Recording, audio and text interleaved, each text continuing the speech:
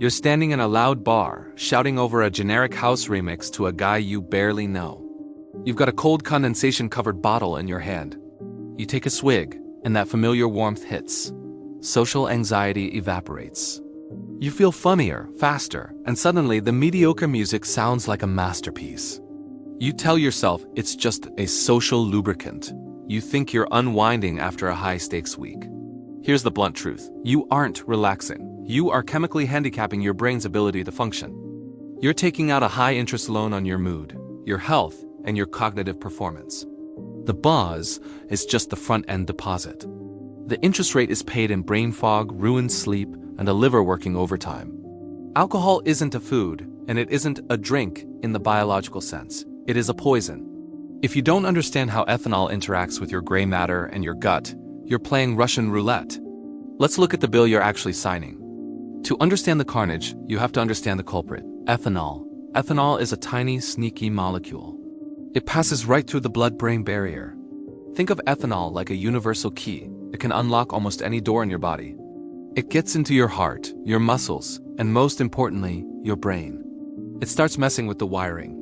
It's like pouring a beer directly onto the motherboard of a high-end gaming PC. The internal hardware is screaming. The buzz is essentially a chemical tug-of-war. Your brain runs on two main neurotransmitters, GABA and glutamate. GABA is the brakes.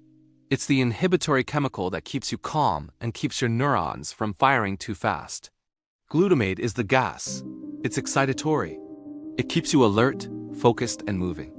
When you drink, ethanol mimics GABA. It hits the brakes hard asterisk. This is why you feel relaxed and less anxious.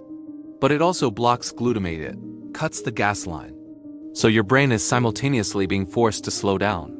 This is why you start slurring your speech and walking like a baby giraffe. You've physically disabled your brain's ability to coordinate itself. Your brain loves balance homeostasis. When you artificially hammer the GABA brakes with 3 shots of tequila, your brain panics. It thinks, whoa, we're slowing down too much. We might die.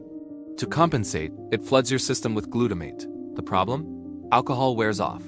When it does, the artificial brakes disappear, but you're still left with all that extra gas. This is the alcohol rebound. This is why you wake up at 3 a.m. with your heart racing and your mind spinning. You aren't hungover yet. You're just experiencing a chemical overcorrection. Your brain is redlining. You think a glass of bourbon helps you sleep? It doesn't. It sedates you. Sedation is not sleep. When you're sedated by alcohol, you skip the most important parts of the night. REM sleep. REM is where your brain processes emotions and stores memories. Alcohol suppresses REM. You wake up feeling emotionally fragile and mentally slow. You didn't get a good night's rest. You just went into a mini coma while your brain fought off the chemical gas you gave it.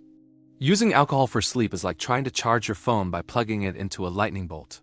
Your liver is the only organ that can process ethanol, and it treats it like a Tier 1 emergency. The liver stops everything else it's doing to deal with the alcohol.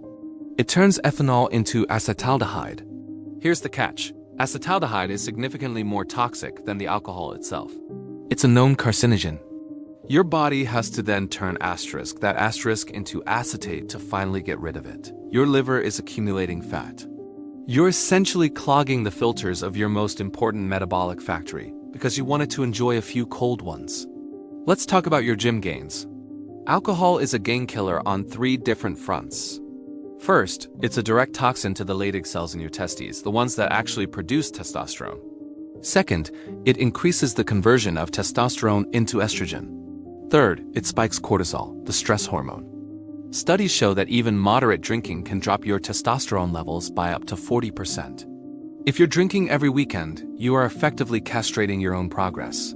You're spending hundreds on protein and gym memberships, then flushing the results down the toilet for a $12 cocktail. Your gut is lined with a thin layer of cells that keeps bacteria inside your digestive tract. Alcohol is a solvent. It dissolves things. When you drink, you're essentially power washing your gut lining. This leads to leaky gut.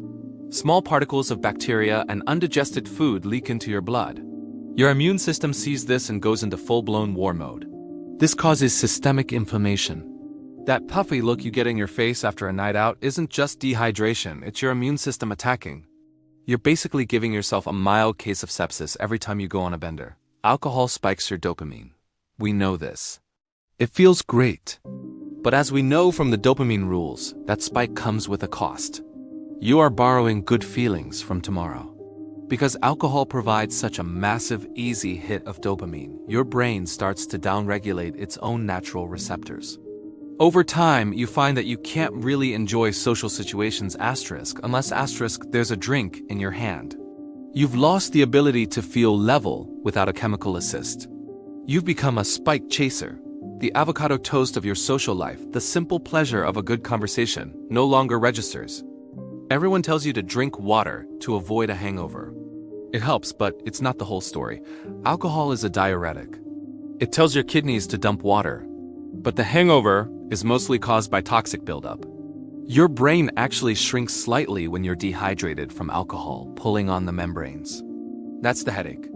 But the anxiety, that feeling of impending doom, is purely chemical. It's your glutamate levels being too high and your GABA being too low. You're experiencing mini withdrawals.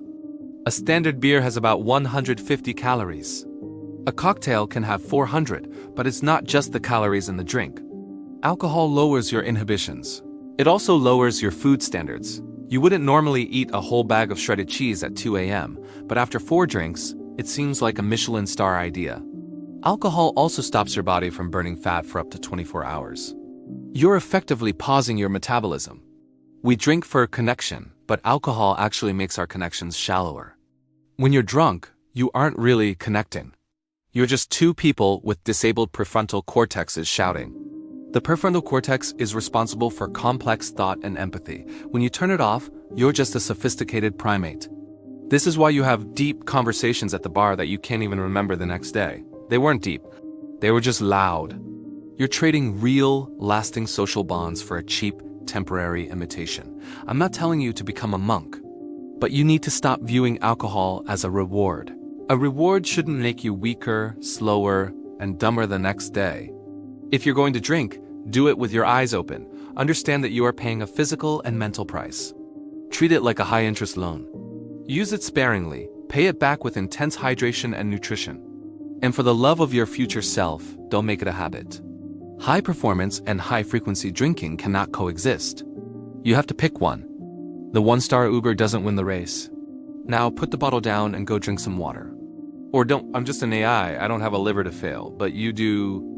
Like and subscribe if you want to keep your engine running at a 5-star level. Comment below with your favorite non-alcoholic social lubricant. Mine is just being smarter than everyone else in the room.